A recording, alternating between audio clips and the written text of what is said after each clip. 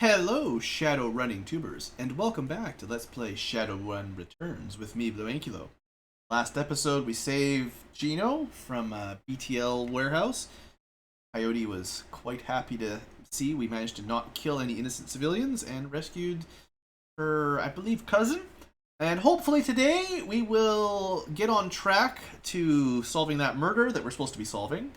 And we might even set up our first proper run with recruiting other runners. We'll see what happens. Looking for trouble. Shannon's plan is the best lead you've got to find out more about the Ripper. But getting back into the warehouse is going to require some support, in case the dreck hits the fan. The Seamstresses Union will have exactly what you need, a fixer. Finding the necessary middleman and deal broker is key to most plans involving Shadowrunners. A good fixer is worth the noyin'. It's their job to have the contacts and know who's good at what. They'll put together the team you need, magical support, skilled street samurai for muscle, or a Novahot decker for matrix work. Luckily, I don't need one of those. We did really well last time, in case you didn't catch that video. Running the Shadows is a life and death gamble. It pays to hire the best Shadowrunners you can. Well, you pay. Might get more money for gear if you don't pay. Alright, we're home. Cherry Bomb. Cherry Bomb flags you down as you walk through. Hey, BlueAnkylo, there's a woman looking for you. Jessica something. She's waiting for you by the stage. Bellevue type. Wouldn't order anything. Won't touch anything. I think she's afraid of diseases or something. Yeah, I like that one on my hand from that slime in the garbage. Thanks, Cherry. No charge, chummer. Why is the bar so empty? We don't get much action in the early afternoon. A few salarymen slumming Touristville, hoping to talk to Madame Sinful and some die-hard regulars. I didn't even know what I clicked on. I'm just clicking blindly. That's what the downtown folks call Mrs. Kubata. It's a Touristville thing. They like her to have a naughty name like that. Really wasn't paying attention.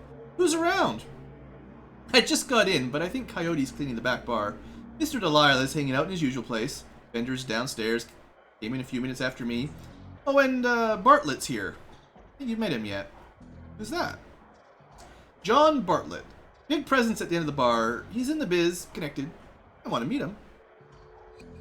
Don't suppose that guy, your old boyfriend's still bothering you? Me and my ex, Shane? Yeah. Nope. He hasn't been in since the last time. No calls, pages, handwritten notes either. Weird. He was so persistent. Guess he finally got the message. Maybe I'll find someone of that Universal Brotherhood and settle down. I can just see that we're gonna get a mission to rescue him from the cult at one point. It's gonna happen. Hopefully she can pay. Have fun. Alright, well, we got Bartlett. Let's talk to Von Groff first, because maybe we can make some money. I'm very busy. You show me something worth my time, you walk away. So we got some data from the NTSB the other day. Renraku would pay to keep it quiet, and Ares would pay to know what it is. Yeah, we got data from, like, the airplane crash or something. About 800 Noyen for something like that. Oh yeah, we can finally use the etiquette. I think this is the first time we've ever managed to use one. I know you'll double clip on this one. Make it 1,000. That's not a huge improvement, but I'll take it. As long as you keep bringing in stuff like this, sure. He sold it to both sides, Ares, and he sold it to, whatever they were called, the people that I forget about, Boeing or whatever. Nice. Well, $1,000 is $1,000. John Bartlett. This guy looks pretty cool. Double swords. Full of life, with a quick smile, this man tilts his head and watches you approach.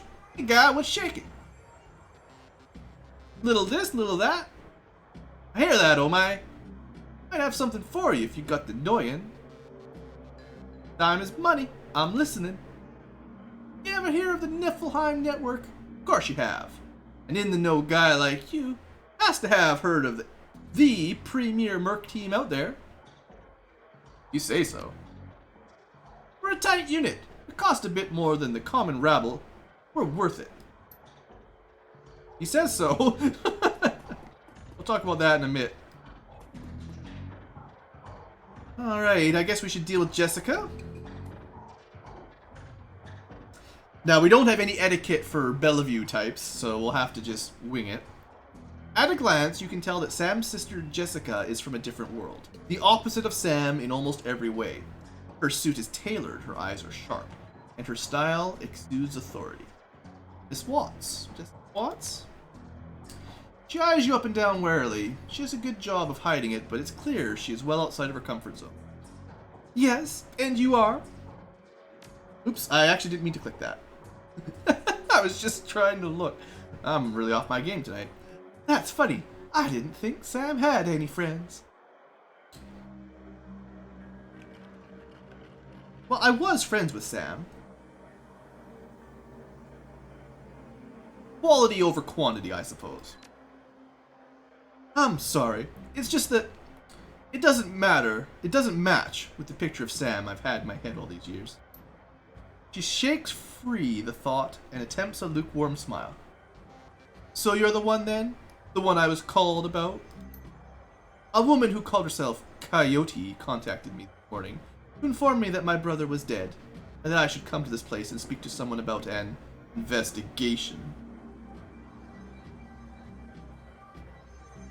Sam didn't die of natural causes. He was murdered. She briefly casts her eyes skyward and gives a small shake of her head. I wish I could say it was a shock, but given the circles he ran in, Sam hasn't run in the shadows in years. If you say so, but even so, look at this place. These people, you, hey man, I got 4 charisma, I don't look so bad. She then furrows her brow, regarding you more critically. Not with the police, are you? I'm getting that a lot lately, but no. By the look on her face, she's clearly struggling with all this. I'll be honest. I would just as soon put all this behind me, and the fastest way to do that is proper channels. Surely there's an official police investigation going on. Why not let the professionals handle this? I don't think she understands what Lone Star is about. These high society people, they believe all the propaganda. They don't understand what it's like on the streets. Okay, we're not gonna dish them. She obviously thinks they're good. So, that's not gonna work. She obviously doesn't think I'm professional. That's not gonna work. I think they can use all the help they can get. But you must have better things to do than waste your time searching for whoever killed my low-life brother. Now, I've been managing to not tell anybody about the fact that I'm getting paid for all this so far. I'm going to continue trying that, so I don't think I have a choice here. Every option results in telling her I'm getting paid. Well, I'll still go with the firstly, he was my friend, at least. I guess we're going to have to tell her just to convince her no matter what. She seems genuinely surprised. Someone's paying you? I find it hard to believe that anyone who really knew Sam would put up the money. Who is it?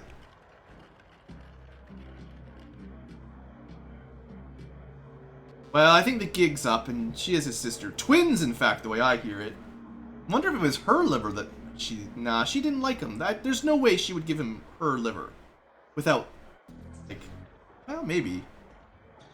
You'd think your twin would make a good match for a bad liver. Anyway, Sam, he hired me from beyond the grave. I don't understand. Called a dead man's switch. It's the name of the campaign. Triggered when he died. Am I to believe that my drunken sod of a brother hired you to find the person who killed him after he died? Her boardroom mask drops momentarily, and in the sighs she reveals a brief glimpse of real emotion. I left Seattle to get away from Sam and his bullshit. Now I'm back, he's dead, and I still have to deal with him. Jessica composes herself, and in a breath the mask is back in place. Listen to me, Blue. You seem like a decent person, but I'm trying to move on with my life. Our mother killed herself last year, and Sam, well, Sam was Sam, you know? I've worked so hard to put my family issues behind me. I don't want to see this drag on.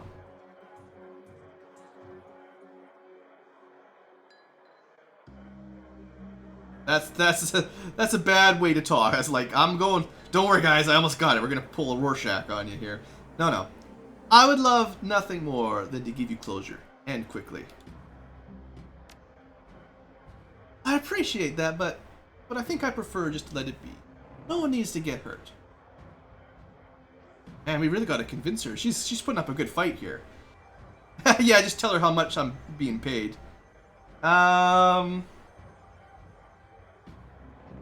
Street honor, maybe. Yeah, your brother had my back when I needed him. Can't walk away from this. You're talking about the same man? My brother was worthless, Blue. Worthless. He used people. She sighs. She's done. Never mind. I can see you're not going to let this go, and I respect that you are honoring my brother's memory. Your own way. But I hope you can understand how emotional this is for you. Jessica's demeanor instantly changes from reluctant to helpful in the span of a single meditative breath.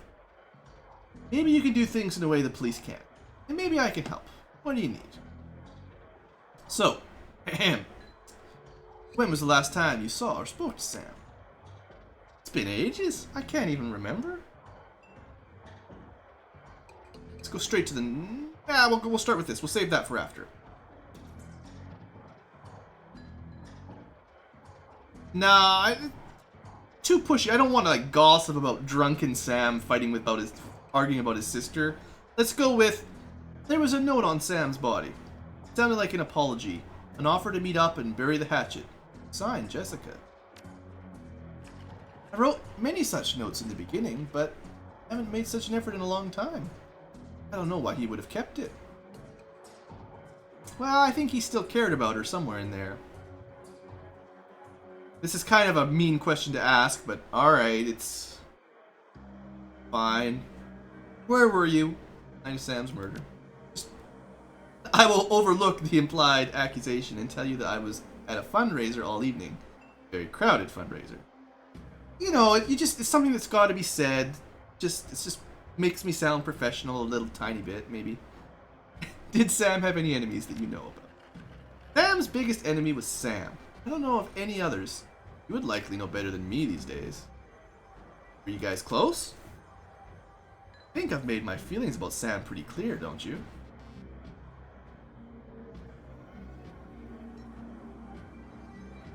You don't seem to care whether his killer faces justice. Of course I want justice. I just can't let him drag me down again. Haha. Trump card. Show her the picture of her and Sam as children. Jessica takes the photo from you guardedly. It might sting her. Probably because we've got the poisonous goo on our hands and it's contaminated the photo. But that guard drops the moment she looks at it. Where did you find this? Sam's bunk. I can't believe he kept this. It was one of the few possessions he had. He studies the old photo for several silent moments. What happened between the two of you? Things were different back then. We were different. We're family. Then after our father died, things began to change. We couldn't get back to new normal. With our dad around, there was always a reassuring order to our lives, but after, everything got mixed up. You never really appreciate the importance of a person in your life until they are gone. The remorse plays wet across her eyes, and it seems that she's not just talking about her father. She misses him after all. Jessica then steels herself to tell the rest. Sam tried to be the man of the house. Truly did, but he couldn't handle it. Pretty soon, he'd spent every dime of our father's life insurance. Every dime. Wonder how much that was. I mean, Sam had 100,000 on him. They were pretty rich back then, from the way I understand it, so that was probably a lot of money. Also, every dime. I don't think dimes exist anymore here. Come on, writers. Noyan is all cyber currency. No such thing as dimes. That's an old saying from like 100 years ago. After that was gone, with Mom and work... Oh, 50 years ago. After that was gone, with Mom working 2-3 jobs, she spent all her money too. Couldn't stand the way he abused her trust, so finally I just had to leave. She holds the photo forward, one part of her ready to relinquish it, along with the past, and another looking to hold on to both. May I keep this? Please do. Thank you. Tell me about your mother. It's going to turn very Blade Runner-y if we keep this up. She was a devout Catholic. I don't think it's an exaggeration to say that she sacrificed her life for Sam and me. I mean, I don't know what future Catholics are like, but generally, present-day Catholics are pretty anti-suicide. Like, not really a good thing at all. Like, and if you're a devout Catholic, it's like, yeah, unless things have changed a lot in the next 50 years, I don't think something's wrong here. There's something about Sam's mom we don't know about, and I kind of want to get to it. But she turned a blind eye to what Sam was becoming, refused to acknowledge his downward slide. I couldn't watch her do it anymore, so I moved out. How Catholic? No, I'm joking. After I left, we drifted farther and farther apart. I wasn't here when she died. In fact, I didn't even know about it until I returned to Seattle 5 months ago. Didn't even know her mother died. That's pretty brutal.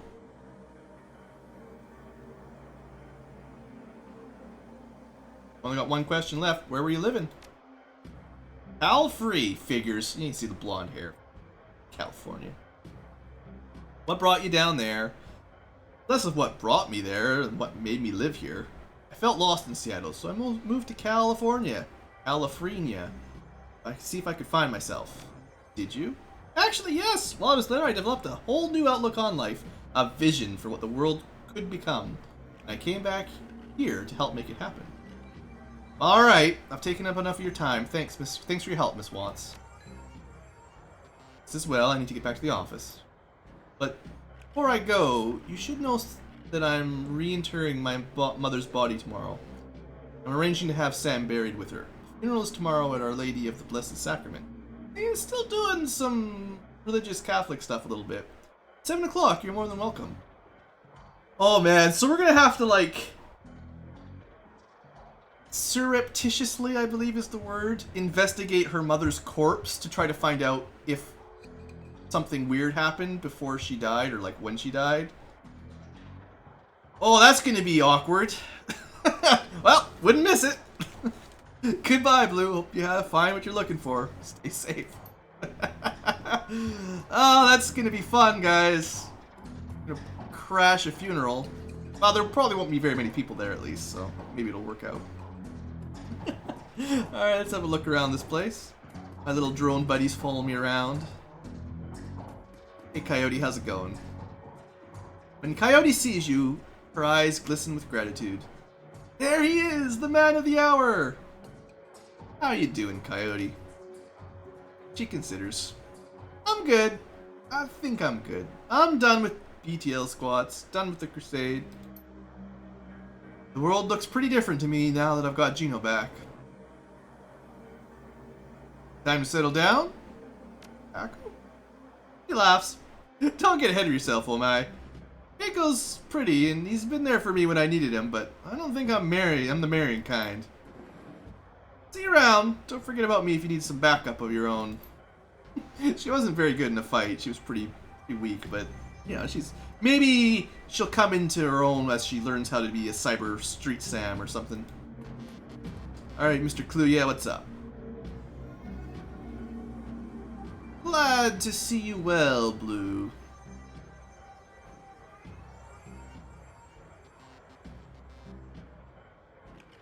Thanks, big guy. How's everyone doing? Good bit of nervous energy in the place, for sure. Gotta get his voice again, gotta nail it down.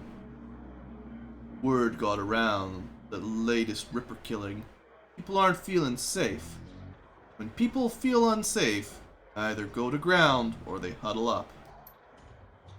You noticed how empty the streets are these days? It's because everyone's either locked in their squats, holed up in places like this, or seeking refuge in the nearest Universal Brotherhood chapter house. Safety in numbers, chummer. Not that we need numbers here. I got it covered. I'll bet you do. See you later, Mr. Clue, yeah. Clue. Still my favorite character in this establishment. Mr. Delilah. If you are talking to me, there is business to transact, am I right? Of course you're right, it's your job to be right. Played up. This is correct, you are a smart guy. What can I do for you, smart guy? I need a crew. You got scratch, or are you planning to pay me out of your earnings? I don't know how this will work. I'm kind of worried that this is permanent. But like our first run, we're already paid for, sort of, right? Like our shaman friend has already given us 4,000 bucks to recruit people with. And if I pay a percentage, I might make money on the first one, but later on it might cost me more. Like I don't know. I honestly don't know if it's better to go pay up front or pay a percentage of your run. How much is it going to cost? Well, for your speed, hired help will run about 1,200 a head. If you're taking on tougher jobs, well, the more experienced the runner, the higher the rates. Yeah, I mean that's not cheap. We need 2 for the next run. That's 2,400. That's like half of the percent of what we got paid, the 4K down. Maybe we'll see what the percentage is first. Never mind, screw you, I don't speculate. I should have known. I was thinking that was actually a legitimate option. It obviously wasn't. Excellent, we agree on terms. I've got some runners on call if you have any special requests. Alright, I'll be back in just a sec. So it's 1,200 each, give or take, and we got more than enough money. We just got to make sure we save about 4,000. If there's anything else up to do here, I want to go downstairs quick to see if I can buy any new gear, and then we'll buy those guys, hire those guys, and then we'll end our episode before we do our next run.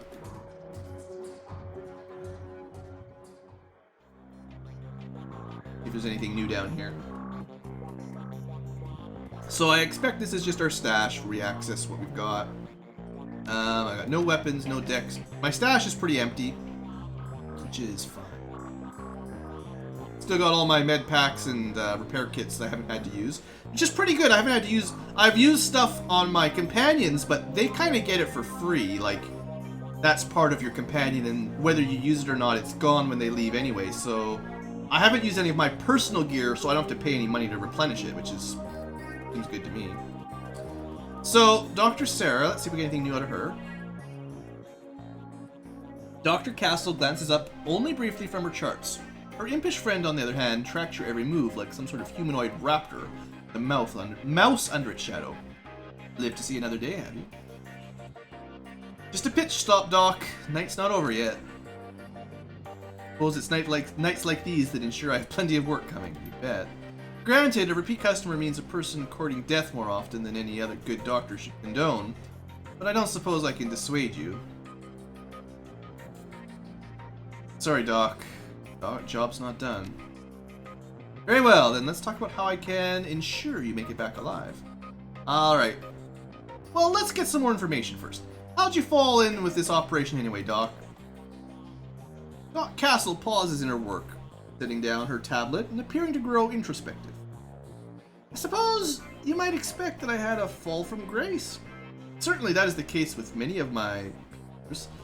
If not that, you might think I was compelled to do this because a friend or family member became a Shadowrunner, and I hurried to their assistance one fateful night. But the reality is, I grew up knowing this is what I wanted to do with my life. My parents were both runners, and very successful ones at that. So successful that they retired in a very large house and raised a litter of kids who grew up hearing the impossible tales of their parents for years. Here in the Megacorp, you don't necessarily have the option to have a bunch of children, so being sinless with a lot of money gives you that kind of freedom. Of course, we were expressly forbidden to follow in their footsteps. We were all expected to attend university and take full advantage of the opportunities they had fought so hard to give us. So, Mom and Dad were proud to see me pursuing a medical degree, and they had only minor reservations about me applying that expertise to the treatment of Shadowrunners. After all, they never would have survived long enough to meet and fall in love if not for the administration of several street dogs along. So, I suppose you could say I was born into this life after a fashion. She picks up her tablet and resumes her work. That's a pretty cool backstory. I like you, Doc. Anything new? All basically the same as last time. Yep. Alright. Not buying anything right now from you. None of that cyberware looks like it's worth the investment just yet. Algernon. The elf called Algernon appears to be a hushed but intense conversation as you approach. However, the other party of his discourse is nowhere to be seen. Turning to greet you, Algernon dismisses his invisible associate with a wave of his hand. Welcome, fellow child of the Styx. How can I help you? What can I help you with today? Tell me about yourself. My story is not so different from those who have come before. I am but a merchant, the one whose wares are far from mundane. I came here from Taerngar. Don't ask me to say elf names. 4 years ago, after the governor of Seattle signed an exclusive trade agreement with the Council of Princes. And so, as the flow of magical goods comes to pass through the city's ports, so have I. At times, I miss the tier. But as unlikely as it may sound, this new home of mine is far more interesting. Alright, I'm not going to buy anything, just want to have a quick look to see what he's kind of unlocked. I don't think there's anything new at quick glance. Just for interest's sake, just wanted to see, kind of keep an eye on what the enemies might be getting as stuff unlocks. Eric Mersman. Still no new armor from the looks of it, so that's fine. Probably still need to do 1 or 2 more runs to unlock more stuff. But we can get some stories. The orc stands at attention and looks every bit like he's waiting for a commanding officer who he can crisply salute. He only appears at ease when he's cleaning the barrel of a rifle, counting out the bullets in a magazine. The rest of the time he appears as he is now, ramrod straightened, primed for anything. And how are you, my friend? Fine day to fire a weapon. What say you? Tell me a little bit about yourself, Buster. Free military. After a fashion, yes sir. Sergeant in the 31st California Militia. It's no longer a recognized unit, and there are those who would say we never were. But someone had to stand up to the tier, and it fell to us. Tier Blar? Yes sir! It was in Cal Free when the elves came marching down from the north in 36 after the UCAS pulled their support. We had little in the ways of an organized defense, but what we did have was a stockpile of weapons and ammo down in Oakland. The locals in NoCal held out long enough for us to bring the heat, and I tell you, all the magic hoo-ha in the world ain't enough to stop a V11 Hotrock from cracking your dome. We drove them elves all the way back up to Rekka. Would have pushed them all the way back to Portland too, but some ninny down south reached out to the Japanese for aid, and got our own version of Normandy for the trouble. Things went to hell in a handbasket from there. Don't much like to talk about it these days. So, let's talk guns instead. Can I get you anything? Just quick look again. I don't see anything new. No new drones, no new grenades. I'm sure there'll be like advanced repair kits later, better guns later. But we're getting story, which is cool. What about you? You got anything new for me, David? You look, yeah, just nothing. Alright, so I do expect, seeing as we sort of skipped the first cyber deck, we're probably not going to unlock a better cyber deck too soon. I'm concerned that I wasn't able to even equip the Execute Attacker ESP, but roll with it for now. I will pick up the shield one. I know that one will work. And I've got enough programs for now. And then I can equip the 2 ESPs, and hopefully I can summon at least one of them. And I had the money anyway. Like I got a pretty good amount of cash right now, so Like, I could afford some cyberware if I really wanted, I guess, but there's nothing that really looked that amazing. Maybe quickness. There's like I think there's legs that give you quickness. That might be okay, but you know, my guy doesn't really fight much, so he doesn't need stats too badly for himself. Alright, let's hire the guys. Let's show you guys how this works, and that'll be good.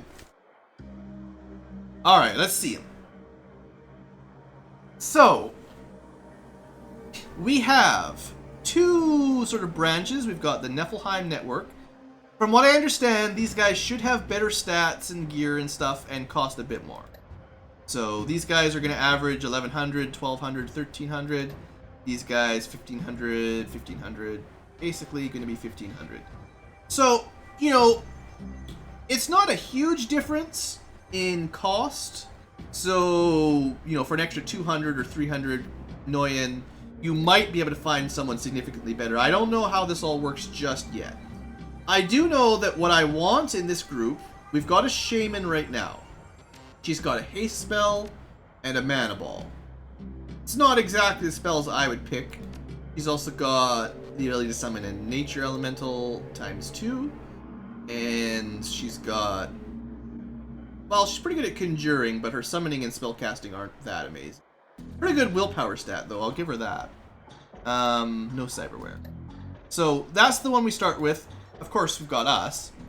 And we need two more. Now, obviously, I still don't know perfect, like, Shadowrun builds, like group builds. But I do believe you generally want at least one street Sammy. Like, you need someone who's good at shooting or something.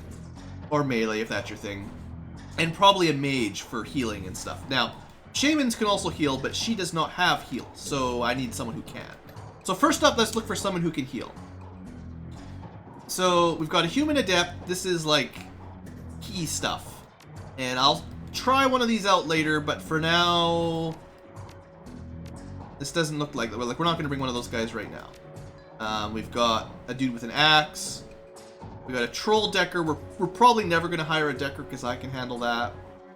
An elf mage. All right, this is the kind of thing I'm looking for. Terrible armor. He doesn't even have the heal spell. That's disappointing. How about this guy? All right, this guy's got heal wound. That's the one I was looking for. Mana ball looks pretty good. Aim might be handy. Armor might be okay. Reasonable spellcaster. So keep this guy in mind. For our mage, 1250. I don't need riggers because I'm a rigger. I think I want a mage and a samurai. So let's have a quick look at the samurais. We'll try to pick out the best one, and I'll check the actually, okay. First, let's make sure we get our mage. So this is the best mage right now. For 1250, we're getting 3 spellcasting, 4 willpower. He doesn't have the spell I would really like. I'd like to see like a fireball or something. Or a lightning bolt. This might not be bad. It's an AoE, so at least he's got 1 attack spell and heal wound. And then a couple buffs that, I don't know, they might be alright. There's a couple shamans. We already have one though, and this one just has summons, so that's bad. And this one has fog, haste, some sort of weird barrier thing. I could try to figure out what that does. They don't look, I mean, I've already got one anyway, so we're not going to look at them too closely. Now, what I have noticed is the Niflheim network, they kind of have different names. I think they're like kind of multi-class to some degree. So, like the assassin is sort of melee plus, like he looks pretty bad, honestly. We got a troll brute who's got adept stuff, I guess. I'm not really looking for an adept right now. We got a burned out mage who's got some cool spells, but not the ones I want. He also obviously uses drugs. Got a combat adept for more adept junk. Decker we don't need. Rigger we don't need. Cyber warrior has a cyber arm and data jack. That's pretty bad. Like, I have a feeling like later on in the game, a cyber warrior means they'll have some cool stuff. Just we're still too early on to get really cool characters. Even his guns aren't that great, so like that's nothing special. We've got an initiate. This guy is like sort of everything. He's got shaman stuff, mage stuff, and adept stuff. So yeah, he's got an adept ability to punch, shaman spell haste, a mage spell flamethrower, and a mage aim. Like, he's got like one of everything and a couple summons. Seems like jack of all, master of none kind of loser.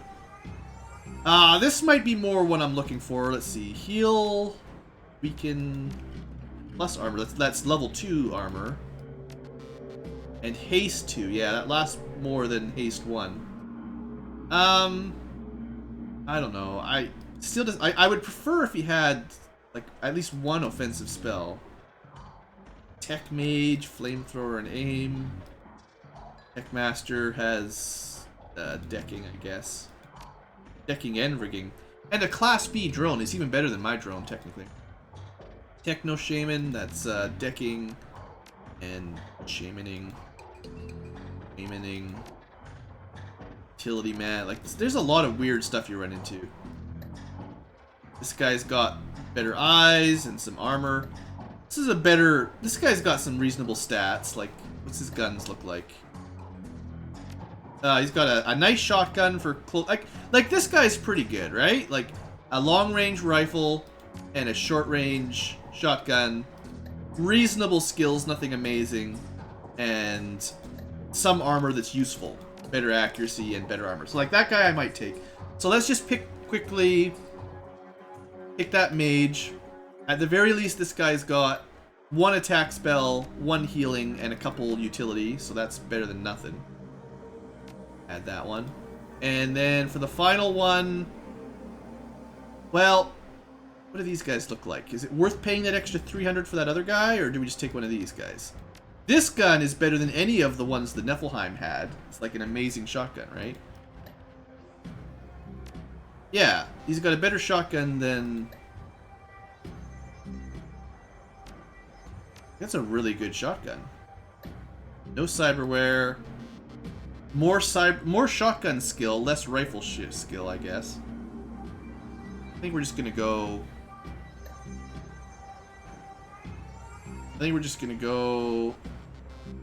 Pearl Samurai. Got a couple grenades, got an amazing shotgun, and a reasonable rifle. He saves me 300 bucks. And, you know, the more money I've got, the more I'll be able to spend on me. And I'm more important, because these guys will just disappear after this battle anyway. You could probably try to do it with 2 people or 3 people instead of 4 if that's what you're into, but I don't know if that's a great idea. Okay, well, this is the team I'm going to use. I'm going to end the episode here because I think this will take us immediately to the warehouse, and that'll start the next run. But I'm just, you know, I'll remember these guys. We'll save it here, and next episode we will begin our well, we've been on runs already, but we're getting more independent. We're starting to set up our own runs. I guess I've got a little bit of karma we could spend quick before we wrap this up. 5 points. Do I want to start willpower? What do I want, guys? I'm just going to pump my intelligence up a little bit. I'm going to put up 5 points there. The next time I get 5 points, I'll probably add drones and drones. I really didn't have any problem with our first decking adventure, so I don't feel like I need to put any more in here just yet. Maybe once this unlocks, I'll purchase that up. But yeah, let's get towards +2 drone armor so that they survive a little better. That'll be fine. Plus, my intelligence, I'm sure, helps with other stuff anyway, so it's nice to have good high stat. That's my main attribute, so it's good to have that nice and high.